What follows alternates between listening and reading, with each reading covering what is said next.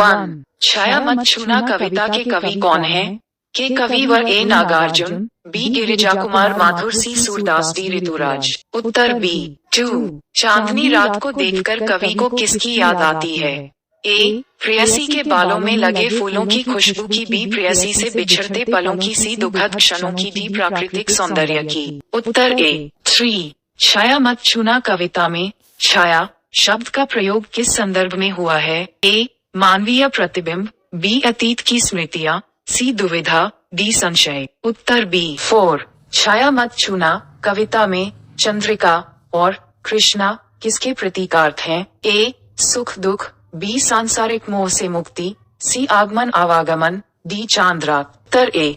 5. दुविधा हतसाहस का क्या अभिप्राय है? ए. मन का दुविधा से ग्रस्त होना, बी. साहस का दुविधा से ग्रस्त होना, सी.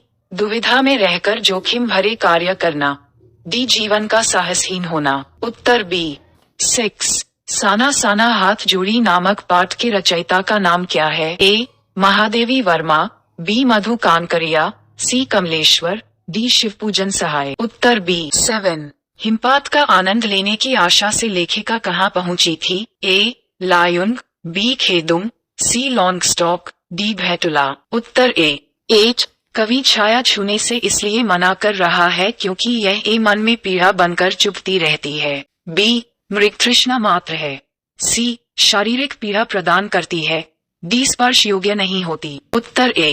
9. कवि के अनुसार मनुष्य अतीत में खोए रहने के कारण रहता है। ए. सुखी, बी. भ्रमित, सी. दुखी, डी. उदास। उत्तर सी। 10. कवि के अनुसार वास्तविक खुशी और सफलता किस प्रकार प्राप्त की जा सकती है? ए. यश और वैभव कमाकर, बी. देह सुखी होने पर, सी. यथार्थ के पूजन द्वारा, डी. प्रभुता की कामना करने से। उत्तर सी। 11.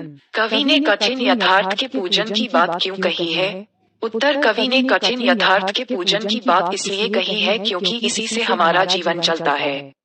विगत जीवन से चिपके रहना और वर्तमान से पलायन करना व्यर्थ है। हमें जीवन के कठोर यथार्थ से रूबरू होना ही चाहिए।